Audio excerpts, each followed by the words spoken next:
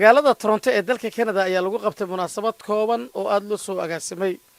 Munaasabadan waxaa ka soo qayb gal qaar ka mid ah odayaasha dhaqanka ee magaalada Toronto. xafladan waxaa daahfurgal yaqaan Maxamed Dolle oo hoygiisa lagu qabtay munaasabadan quruxda badan. wuxuuna shaaca ka qaaday in xafladan quruxda badan uu u doortay in hoygiisa lagu qabto inuu nin qaali ku yahay Wabar Cabdulla Wabar Cabdi. sidoo kale boqor Cusmaan Xaaji Nuur oo ka mid ah odayaasha dhaqanka ee magaalada Toronto ayaa asagana si hab maamuus la u soo dhaweeyay Wabar Cabdulle. Salaamu calaykum Wabar. Alaykum asalaam wa rahmatullahi wa barakaatuh.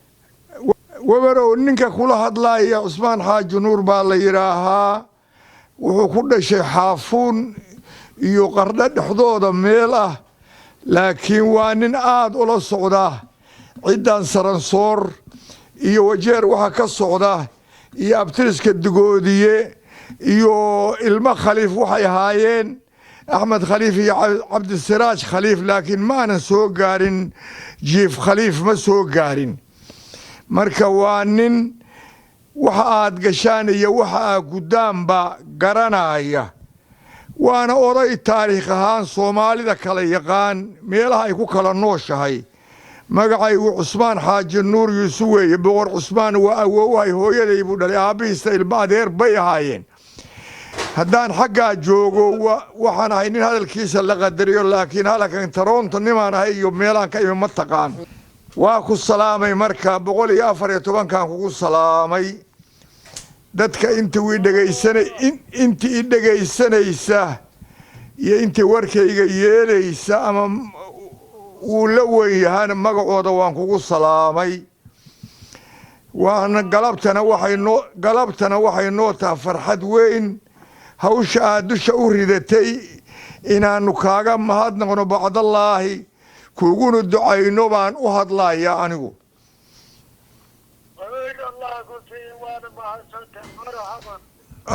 waayahay waxaan u hadlayaa waxa carabtu oran jidhay hadda carabi ma jidhe waa khudaam gaala u shaqaysee waagay carabta ahayd waxay oran jireen idaa taghayarat alaxwaalu tucrafu jawaahir rijaal markii runtu qaldanto oo isku daranto ninka jawharta ah oo ragga wax dheer baa soo baxa oo arinta xakameeyo qabta marka arinta tan maanta u labisatay marka u horeysa ilaahay baan baryayaa 80kii baan ku sii dhowahay ilaahay ha kugu guuleeyo annaguna waa kugu raacsanahay haddii Allah idmona mar iyo labo iyo saddex baqarro iyo gaalkacayo iyo boosaas waan la hadlayaa haddii Allah idmo Wabarow waxaan ku leeyahay waan kula dardaarmayaa ragga hadda meesha joogana way maqlaayaan waxa aan qaldona Soomaali wax kuma qarsoona iyada ku sheegaya meesha maanta arrinta tan aad Soomaali markay qaldantay cidda tan aan ka hadlayaa ilaa xornimada Soomaaliya ilaa madaxnimadii ama Muuse Boqor ama Cabdirashiid Cali Sharmaarki ama wixii ka dameeyay iyaga gacanta ku hayay wixii siyaad barre ka horeeyay marka maanta haday arrintii qalad waagaasna annagu nala kuma xamanhayn inaanu Soomaalida maqan iyo Soomaali waxay u baahan tahay waayo Cabdirashiid Cali Sharmaarki wuxuu ku helay madaxtooyada markuu dagaalkii 67 nala ku soo qaaday oo uu yiri Soomaaliyay gacanna ku wootay gacanna xabada ku rida Jomo Kenyatta wuxuu ku yiri war anigu Afrikaanimadan dhowrayaa go'aanka NFD adigu ma lihid boqorada Ingiriiska u taalbuy marka alxamdulilaahi rabbil caalamiin meesha uun fariisan jirayna waxa fariisa atoor baa fariisto anigu haddaan maanta magacooda ku hadlayo atoorkii baan haye libaaxyadaas waa maqan yihiin ilaahay bay la jiraan marka waxaan ku leeyahay arrinta adigu aad hadda u kacday Allah kugu guuleeyo waana dad kugu raacsanna waa badan yihiin xataa annaga kan hadda hadlayna maahay kuwa ka sii daran baa ka horeeya oo ka dameeya oo ilaahay idanki ka isgarab taagaya adigana waxaan kula balamayaa aayad quraanka ahayd oo la yiri haday laba qolo wayn daafataan meel muslimiin iqtatalu haday laba gruub oo muslimiin diriraan فأصلحوا بينهما sameeya maslaxaad isu keena وإن بغد إحداهما هذي مدي مدح تاكدو أما رير أما ما حو كفانتنا لا تدري إذا لا تدري بغد إحداهما لا تدري مداس حتى جيري يصور نقطة أو توبت كنتو marka haddan waa jiraanin dad xumaanta kaliya jecelo adigu sacigaaga wax ka sheegay laakiin kuwa waxaanu leenahay ilaahay ku celiyo dhagartooda iyo adigana kii guuleysta Allah ka dhigo kii guuleysta Allah ka dhigo kii guuleysta Allah ka dhigo ciidatan hadda ka tahana haddaad wajeerta hadda tagto tiraado war Usmaan Xaaji Nuuriyaa yaqaan rag badan baa qorayay museeye waa wadagayagi insha Allah waynuna kala warhayn mariya laba waa kula soo hadlaynaa rag badan baa meeshaan fadhiyo hadalka iga dambeeyay waa furay hadalka maaha marka waxaan ku leeyahay arintaasaad maanta u kacday oo labisatay ilaahay kugu guuleeyo dadkana xaq Allah tuso intaasaan kaga baxay assalaamu calaykum wa rahmatullaahi wa barakaatuh waxaa Cabdirashiid boos baa la yiraahdaa Soomaalida ku ha boos ilaa huwa hey yaa la yiraahdaa hadalka ahayd dadka ku nool Soomaalida ee Canada ahay dadkan odayaashan kamid ahay waxaan horta mahad Ilaahay baale mahad waxaa leh odayaashii noo sheegay abukaatuhu uu xasuumay Soomaali isugu yeeray gurigiisa inaanu kula soo hadalno abukaataha iyo intii hawsha la gashay baa mahad gooni ah leh hawshan aad u dhaqaaqday Ilaahay kugu guuleeyo Soomaali wabarow ninka maanta yiri waan wax wanaagsan baan u sheegayaa dib badan buu dhabarka saartay Soomaali dhibsa maanta waa ninkii dhib keena dad badan buu helaa laakiin ninkii hadda wanaag wada waa yar yahay Soomaali Ilaahay kii midayn lahaa ee ka dhigi lahaa wuxuu ku dhaqaaqay ay u dhaboobeen Ilaahay ka dhigo adigoo wax dana ka lahayn oo gooni ah waxa ku soo dhaqaajiyay eed u timid eed u socotaay wadan Soomaaliyeed Ilaahay ajarna Allah ka siiyo kuna guuleyso midaasaan leeyahay xataa dadka kalena waxaan leeyahay waxaa leeyahay anagu reer ahaan dadka waxaa la yiraahdaa Kenya markii la tago Soomaalida waa wada degtaa haddana waa joogtaa reer walba qaar waa laga mahad sheegtaa qaar baa laga eed sheegtaa reerka aad madaxda ka tahay waxaan la isku raacay nin baa yiri baa la hal tukado loo kala kici waa reerka ka madaxda tahay adoo Soomaali oo dhan madax waa mahad bay Soomaalidu nin walba u hayaa reer markii la joogo Kenya la iman jiray ama tahriibta lagu iman jiray reerka aad madaxda u tahay wanaag badan bay Soomaalinimo meel ay joogaan baa lagu sheegaa waxaana maantana waa tiiba cadaatay oo marka adiga tiri Soomaali oo dhan waa wax la sugayay reerkii aad ka timid aad ka dhalatay baana amaanta hore u lahaa waxaan arkay meel la yiraahdo aata meel la yiraahdo bal arkay meel banaan oo aan gudoo ka soo bixin waxa la igu yiri ugaaska dagoodiya wabarka dagoodiya waa hore ma qarnigan ahayn baa loogu dabaaldegay waa cadaad meeshu kama soo baxaan geedo dhul kama soo baxa waa cagti iyo ciyaartii iyo dabaaldegii buu ka guuray geedo ma laha waa didib oo kale meel sibir oo kale ay noqotay aata la yiraahdaa aatay u dhowda marka waa dhulkaas markii hore la degi jiray oo reerku degi jiray waa ka warhayaayo gabar baa markii laga guurahay dadku ay isriixayay tiri baa la yiri ilaan carra aduun baarow cidlo ilaan carra kulama guurtooy arma cawliyahan degaa cawliyahan nima leeyahay hadda meesha dega gabar dagoodiya tiri marka meeshaas aan arkay hadal iyo marti waa la iga damaynaya odayaal badan baa jooga intaad u tagtana insha allah wixii waxgaradii waxaad waddo waa kula soo dhaweynayaan marka ilaahay ha kugu guuleeyo hawsha ilaahay ha kugu guuleeyo hawsha aad waddo ilaahay ha kugu guuleeyo waana ku garab taagannahay annaga iyo intii samaha Soomaaliyeed jecelba salaamu calaykum wabaro waa ku salaamay wabar cabdille waa ku faraxsanahay maanta inaan meeshaan maasha Allah tabaarakallah inta lagugu sheegay waa inaan filaynin koleyba anaga adiga islaana waa ogahay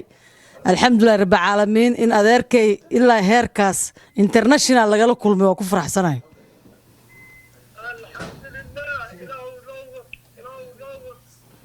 khayr Allah ka dhigo hawsha wada horta waa hawl adag waa sida hore lagugu sheegay ragga dhamay warka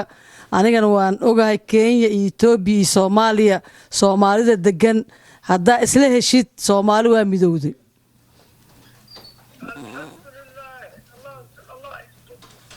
annagana taageero xoog leh kula taaganahay maanta waxaan joognaa guriga avocado Dooli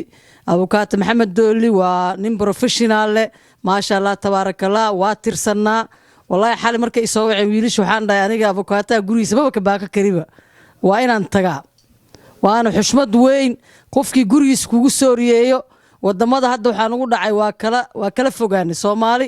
guri markii la isku soo riyay way ka tagtay guri soo riyeyntii hadda soo celinayna insha Allah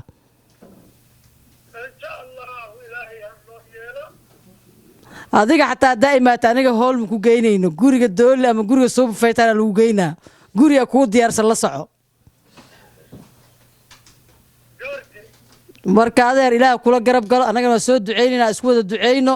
intii dhimata Allah una xariist inta nool Soomaaliya la daba qabto عليكم وابن عبد الله السلام عليكم ninka kula hadlaya walaalka Cabdisamed Ibraahim way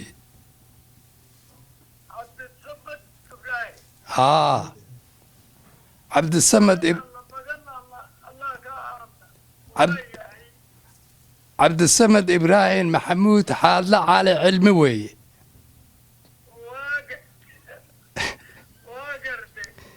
waan ku salaamayaa gaar ahaan waan ku salaamayaa kolley waxaan u malaynayaa meeshaan maanta waxaa isugu yimid magaca Soomaaliyeed oo aan u kala harin wax ka maqan oo Soomaali ma laha ama qof ha ka yimaado ama 10 ha ka timaado halkaan ayaa lagu dhan yahay waxallaahi wixii maalinta aad Nairobi ka soo degtay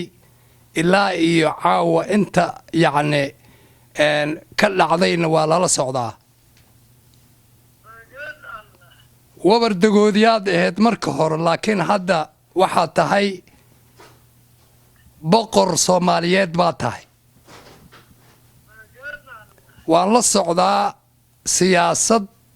adiga ma gashid laakiin waa ducaysaa ducadaadana aqbal weeye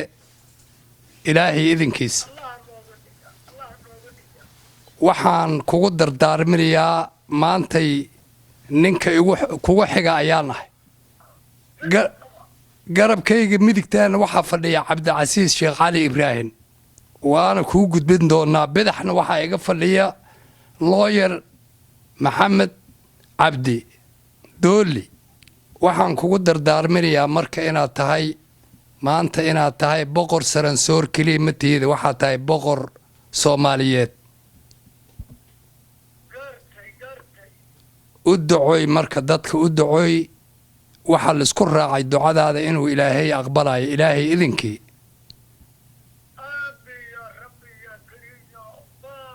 عليكم وبر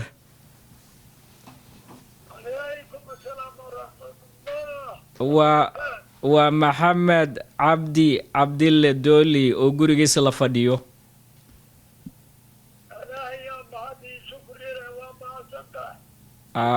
وبر sidii aad Soomaali Kenya iskugu keentay ayaad Canada iskugu keentay maanta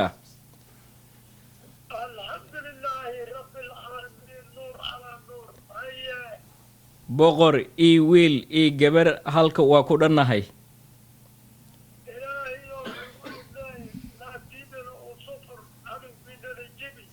waxaan kaa codsanaynaa soomaali waa isdishi waa kala fogaatay colaad badanaa ka dhex taalla inaad u ducoysid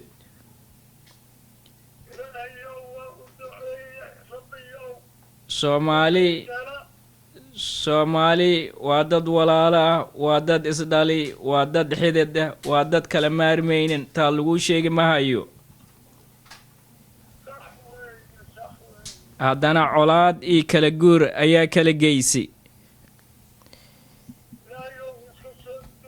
cadow badan ayaa ka faaciday maanta waxaa tahay waayeelna waa tahay boqor caadilna waa tahay ducadaada waa aqbal waxaan kaa codsanaynaa boqorrada kale oo beelaha soomaali ilaahay nafta haddaad kugu sima ood ilaahay raalli ka noqda inaad raadsatid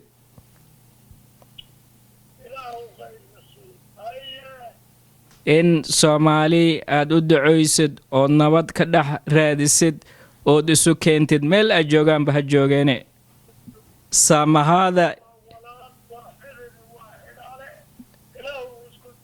saamahaada haddaad ilaahay maaragtay aad qaadin qalbigaada meel kasta ducodiisa ilaahay inaad geeye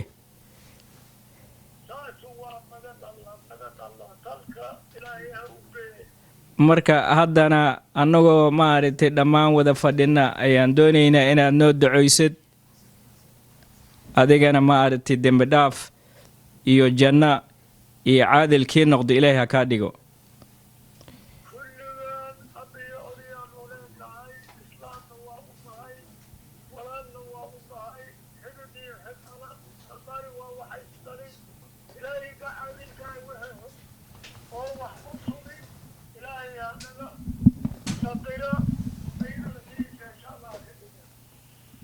إن شاء الله waxaan filaa waqti dambana waa ku tahay waa maaragtay raalli aad naga ahaanaysaa ducadaada unaad maaragtay nagu soo taakulaynaysaa ilaahay raalli haddaad ka noqdo السلام عليكم ورحمة الله وبركاته.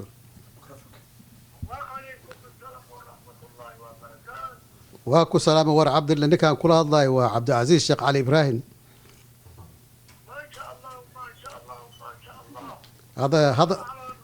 هذا انت للإله ودياش يقول يري marka anaga halka waxa sugu dhimid Iran mataqaana socdaalkaada aan taageerno socdaalkaada oo ahaa mid midayn mid nabadgelyo mid walaalnimo mid darisnimo wanaag ah mid Soomaali isugu yeerayo marka Ilaahay ajar iyo xasanaad ha ka siiyo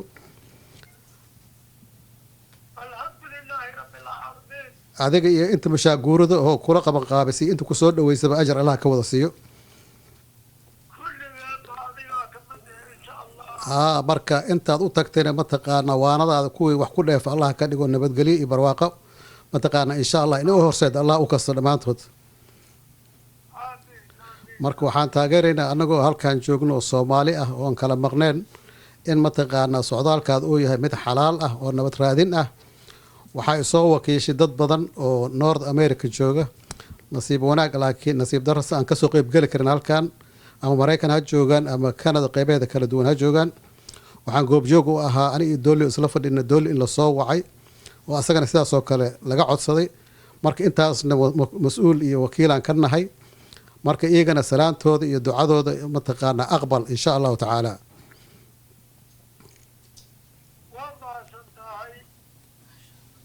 marka akhyaarta aniga u dambeeyo waa ku fasaxayna insha Allah ta'ala safarkaaga inta dhimanna nabadgelyo iyo barwaaqo Allah kugu dhameeyo iyo mataqaana in mataqaana adigoo nabad gurigaada aad ku noqoto insha Allah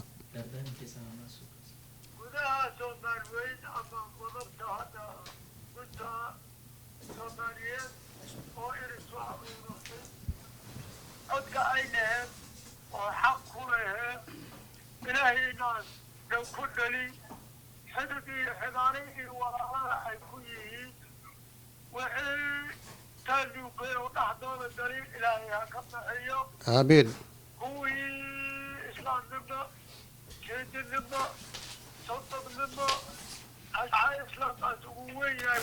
kusoo toosta ilaahay ha noogu dhigo aamiin aamiin akhyaartaas codka maqashay kanada iyo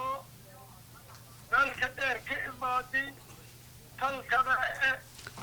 way ku maqlaayaan dhammaantood way ku maqlaayaan madaxdana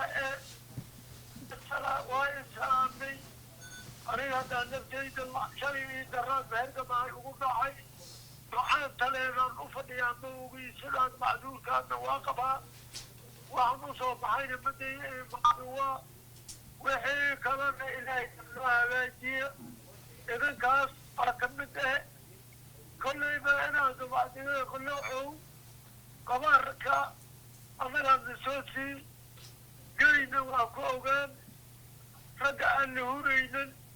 soomaali qadiina oo qows balbale islaamnimada iyo walaalnimada iyo xididnimada iyo gacalnimada og meel kastaba waa joogaan idinka ku kulmin aad iyo aad faraa gacantiina wixii ku jiro dad iyo dunyo iyo baraka siyaada allah ii siiyo aamiin falli allah ii siiyo aamiin walaal jaraantihiin ugaasiin jaraantihiin madax jaraantihiin ilaahay ha ii guuleey aamiin ilaahay ha ii dhaqaalayso aamiin irsaqana allah ii furo aamiin islaamnimadana wax kastoo meeshaasaan u wada idinkana u wada aamiin makala maqlin wax loo wadaaba idinka eh wax kaskiyaantihiin walaalkiyaantihiin sidii loo dhashaa taqaaniin waan kala dheer lahayn codkana meesha sidaan ii soo gaariyaan u wadnaa ilaahay baan ajiri haddaan meesha xali 10 iyo dhowrna oo madow aa la dili waa xalidaan waa maqalnay way waa shalidaan ayaguna saas ay u dhinteen waxaana qabiilna baa yihiin soomaali ay ku magacaaban yihiin wax la mid ahna waa jiraan fasaadkaana waa iska yaallaa ilaa codkii saas u maqasheen waa dadaalkiisana allah noo hirgeliye aamiin aad iyo aad aad u mahadsantiin ku jirtana allah iga dhiga waa isla soo soconaynaa ma kale ihin guulaan ii faraa insha allah nimaan ii faraa walaalnimaan ii faraa guul allah isi aamiin aamiin waa ku wada maqlaayaan dadkoo dhan halkaan fadhiya ducadaada waa wada gaartay dhammaantoodna way ku wada dhegaysanayeen adigana ajar allah kaa siiyo waqti dambe kuu tahay oo ku fasaxaynaa marka insha allah waa kaasa allah idiin nabad yeelo dhammaantiinna